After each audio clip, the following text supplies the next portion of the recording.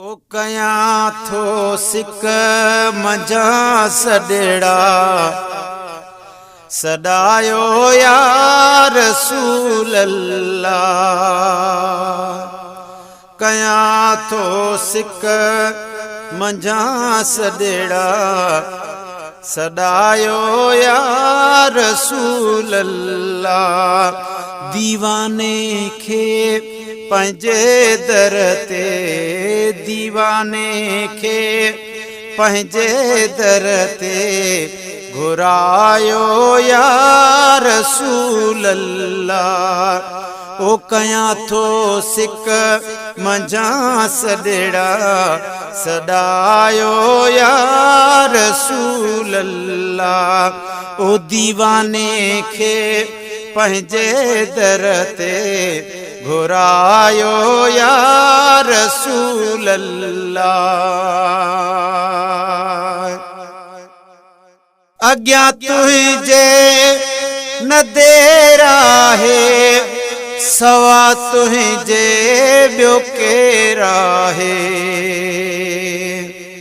अॻियां तुंहिंजे न देर आहे सवा तुंहिंजे ॿियो केरु आहे। पर रसूलुल्लाह जो रोज़ो खुदा मूंखे ॾेखारींदो आहे। हीअ इल्तिजा रब खे अॻे छलकी न मारींदो। आहियां कहिड़ो बि ख़ाती पर खुदा सदके रसूल अल्लाह सफ़ा मरवो में ढोड़ाए आबे ज़मज़म पीआरींदो। जवानीअ खां अर्ज़ कयो अथमि अचे ॾाढी अशिया थी कॾहिं मीरल मदाहीअ जी मदीने बाग वारींदो। अॻियां तुंहिंजे न देर आहे सवा तुंहिंजे ॿियो केरु आहे। उमेदूं हिन प्रीतों में पुॼायो या रसूल अल्लाह। ओ कया थो सिक मंझा सॾड़ा सॾायो या रसूल अल्लाह। ओ दीवाने खे पंहिंजे दर ते घुरायो या रसूल अल्लाह। वयो गुज़री गमल में कुल हयातीअ जो हिते हर पल।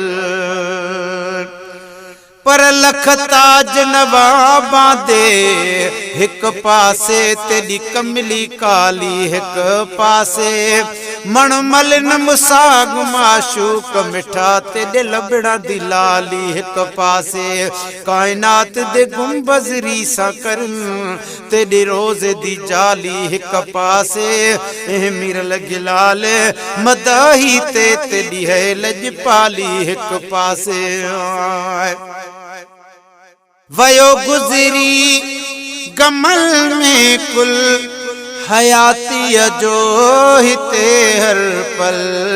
हबीबा वागिड़ी वारे हबीबा वागिड़ी मुंहिंजी वरायो या रसूल अल्लाह। ओ कया थो सिक मंझा सॾड़ा सॾायो या रसूल अल्लाह। ओ दीवाने खे पंहिंजे दर ते घुरायो या रसूल अल्लाह। मता हिते मौत मुंहुं मारे इहो पियो सूर थो साड़े।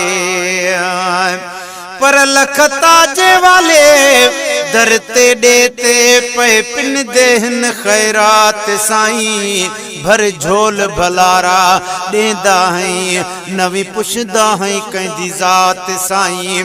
नवी खाण खुटण दी है तेरी है पई लटदी है कायनात साईं। प्यार रज रज मिरल गिलाल है खांदा पढ़ते दी सुहणी नात साईं।